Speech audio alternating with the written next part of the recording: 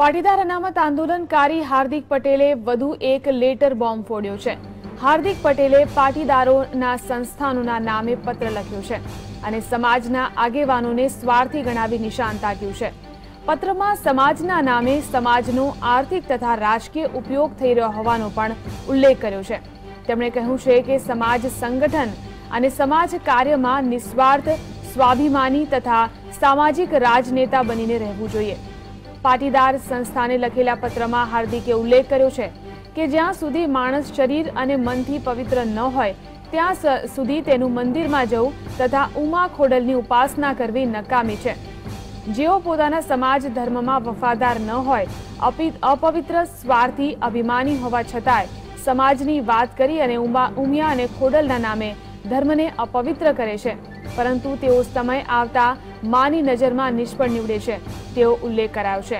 હાર્દિકે ઉમિયા માતાજી સંસ્થા ઊંઝા, ખોડલધામ સંસ્થા કાગવડ, ઉમિયા માતાજી સંસ્થાન સિદ્ધસર, સમસ્ત પાટીદાર સમાજ સંસ્થા સુરત અને અમદાવાદ ખાતેના સરદાર ધામને પત્ર લખ્યો છે।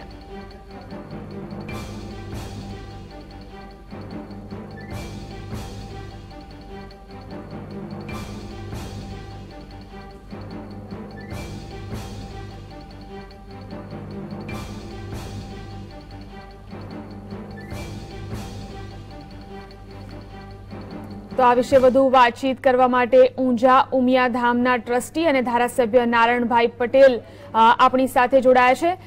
જી નારણભાઈ, હાર્દિકે પાટીદાર આગેવાનો સામે સવાલ ઉઠાવ્યા છે, આગેવાનોને સ્વાર્થી અને અભિમાની કહ્યા છે, શું કહેશો? હાર્દિક જે પ્રવૃત્તિ નીકળ્યા છે એ પ્રવૃત્તિમાં અમારો કોઈ વધુ હોઈ શકે નહીં, પણ પહેલા પંચમાં જવું જોઈએ, પછી એ પંચના રિપોર્ટ ઉપર હાઈકોર્ટમાં જવું જોઈએ, પછી સુપ્રીમ કોર્ટમાં જવું જોઈએ અને વાટાઘાટો દ્વારા સમાધાન કરવું જોઈએ। આ મારું અંગત મંતવ્ય છે અને એમાં અમારો સહયોગ હોય છે। જી, અમારો અમે વડીલ તરીકે, સંસ્થાના પ્રમુખ તરીકે અમારો કાયદેસર રીતે આપણે એ આગળ વધે એમાં અમારો સહયોગ રહેશે। જી નારણભાઈ, સમાજનો આર્થિક અને રાજકીય ઉપયોગ થઈ રહ્યાનો પણ આરોપ મૂક્યો છે હાર્દિકે, શું કહેશો? લોકશાહીમાં આરોપ મૂકવાનો તો સૌનો અધિકાર છે, સારું એ કહેવાનો અધિકાર છે અને આરોપ મૂકવાનો અધિકાર છે, પણ અમે જે કરી રહ્યા છીએ અમારા સમાજની લાગણી સાથે અમે સંમત છીએ, પણ કાયદાકીય રીતે આપણે આગળ વધવું જોઈએ એટલું મારું સ્પષ્ટ મંતવ્ય છે। જી નારાયણભાઈ, સરકારે સમાધાનની તૈયારી બતાવી છે, જ્યારે કે હાર્દિક હવે ના કહી રહ્યો છે, તમે શું કહેશો?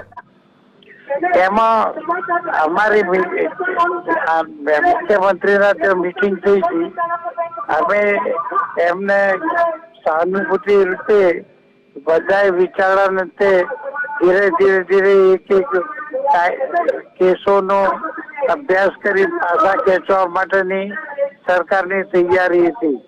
જી, હાર્દિકને સમજાવવાનો તમે પ્રયાસ કરશો? મને મોકો મળશે તો 100% કરીશ। જી આભાર જીએસટીવી સાથે જોડાઈને વાતચીત કરવા માટે। તો પાટીદાર આગેવાન નારણભાઈ કે જેમણે કહ્યું કે તેમને મોકો મળશે તો તેઓ પણ હાર્દિકને સમજાવવાનો પ્રયાસ કરશે। તો હાલમાં જે પત્ર બોમ્બ હાર્દિક દ્વારા ફોડવામાં આવ્યો છે, પાટીદાર સંસ્થાઓને ઉલ્લેખી અને તેણે આ પત્ર લખ્યો છે અને પાટીદાર સમાજના આગેવાનોને સ્વાર્થી અને અભિમાની ગણાવ્યા છે।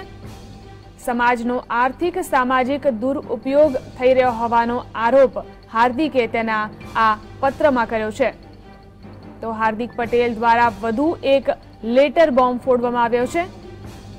પાટીદાર આગેવાનોને ઉલ્લેખી, સમાજના આગેવાનોને ઉલ્લેખીને હાર્દિકે આ એક વધુ પત્ર લખ્યો છે જેલમાંથી અને સંસ્થાના આગેવાનોને સ્વાર્થી અને અભિમાની ગણાવ્યા છે। તો પાટીદાર સમાજના આગેવાનો ઉપર હાર્દિક દ્વારા આકરા પ્રહાર કરવામાં આવ્યા છે।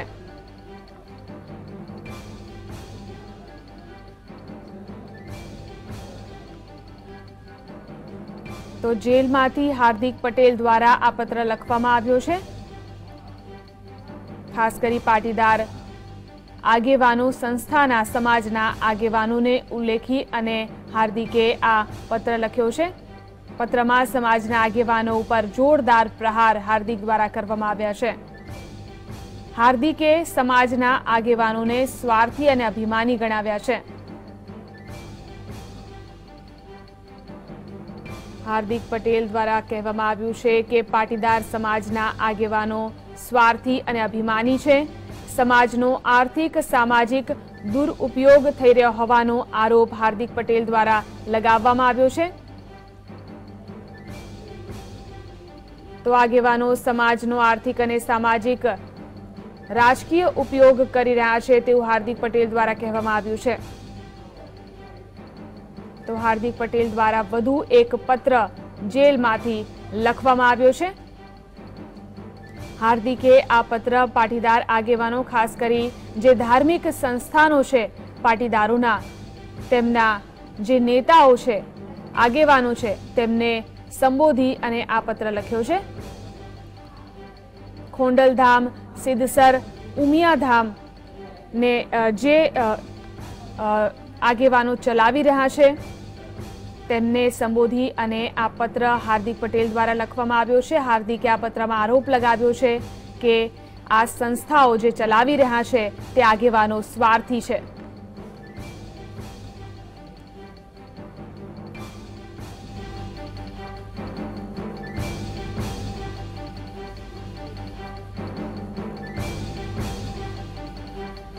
તો આ વિશે વધુ વાતચીત કરવા માટે આપણી સાથે જોડાયા છે ઉમિયાધામના ટ્રસ્ટી વાસુદેવભાઈ।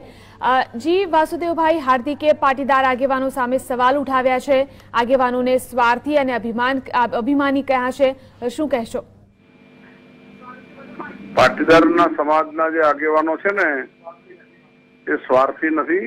એમને તો પરમાર્થનું કામ કરી અને ગુજરાતમાં ઓછામાં ઓછી 70 શૈક્ષણિક સંસ્થાઓ સ્થાપી છે અને કેટલાય એવા જે અમારા ઉમિયા માતાના મંદિરોમાં પણ તન મનથી ધનથી કામ કર્યું છે। જી વાસુભાઈ, સમાજનો આર્થિક અને રાજકીય ઉપયોગ થઈ રહ્યો છે તેવો આરોપ હાર્દિક પટેલ લગાવી રહ્યો છે, શું કહેશો, શું છે તમારું મંતવ્ય? કોઈ પણ સમાજના આગેવાન હોય એ સમાજના લાભમાં જ કામ કરતા હોય, પછી એ શૈક્ષણિક હેતુ હોય કે પછી ધાર્મિક હેતુ હોય કે કોઈ પણ સેવાનો હેતુ હોય। જી વાસુભાઈ, ક્યારેક હાર્દિક સમાધાનની વાત કરે છે, ક્યારેક સમાધાન કરવાની ના પાડે છે, તો તમે શું મેસેજ આપવા માંગશો હાર્દિકને?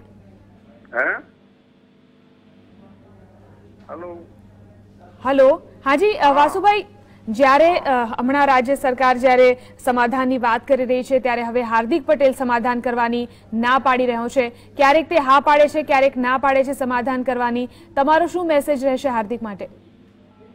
હવે હાર્દિક સાથે અમારા આગેવાન જયરામભાઈ અને એમના એક મિત્ર એ બે એમના સંકલનમાં છે એટલે એમને પૂછો તો વધારે ખ્યાલ આવે। બાકી નીતિનભાઈનું મેં સ્ટેટમેન્ટ સાંભળ્યું કે એ તો સરકાર હંમેશા સમાધાન કરવા એમના દ્વાર ખુલ્લા જ છે। જી, હાર્દિક પટેલે જેલમાંથી તમામ જે પાટીદાર સંસ્થાઓ છે તેમના આગેવાનો ઉપર ગંભીર આરોપો લગાવ્યા છે, તેમને સ્વાર્થી અને અભિમાની કહ્યા છે, તમે શું કરશો હવે, તમારું શું સ્ટેન્ડ રહેશે?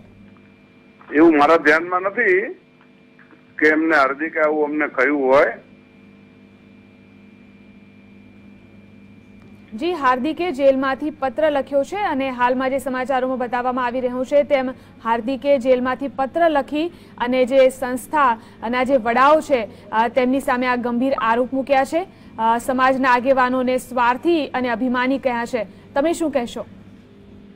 એને એવું કહ્યું હોય તો એને ના કહેવું જોઈએ, કારણ કે આગેવાન એ આગેવાન છે અને એ હંમેશા તન મનથી ધનથી સમાજની સેવા જ કરતા હોય છે। કોઈ 25 વર્ષથી, કોઈ 50 વર્ષથી, તો જ આ બધા સમાજો ચાલે છે। પાટીદાર આગેવાન જે હાર્દિક પટેલ જે છે તે એક પછી એક નિવેદન બદલી રહ્યો છે, શું એવું નથી લાગતું કે તે અવળા માર્ગે જઈ રહ્યો છે? હવે તને જયરામભાઈ અને અમારા હાલાણીભાઈ ખુદ એમને જયારે રૂબરૂ મળે ત્યારે ખ્યાલ આવે. જી આભાર જીએસટીવી સાથે જોડાઈને વાતચીત કરવા માટે. તો પાટીદાર આગેવાનો, પાટીદાર સમાજના આગેવાનો ઉપર હાર્દિક પટેલ દ્વારા આકરા પ્રહાર કરવામાં આવ્યા છે. ફરી એકવાર હાર્દિક પટેલે જેલમાંથી પત્ર લખી અને પત્ર બોમ્બ ફોડ્યો છે. તો હાલમાં હાર્દિક પટેલ દ્વારા જે પત્ર લખવામાં આવ્યો છે તેમાં જે પાટીદાર સંસ્થાઓ છે, સિદ્ધસર, ખોડલધામ, ઉમિયાધામ, તેના ટ્રસ્ટીઓ અને આગેવાનો ઉપર હાર્દિક પટેલે આકરા પ્રહાર કર્યા છે. તો આ આગેવાનો સમાજનો આર્થિક, સામાજિક અને રાજકીય દુરુપયોગ કરી રહ્યા હોવાનો આરોપ હાર્દિક પટેલ દ્વારા લગાવવામાં આવ્યો છે. તો પાટીદાર સમાજના આગેવાનો ઉપર હાર્દિક પટેલે આકરા પ્રહાર કર્યા છે.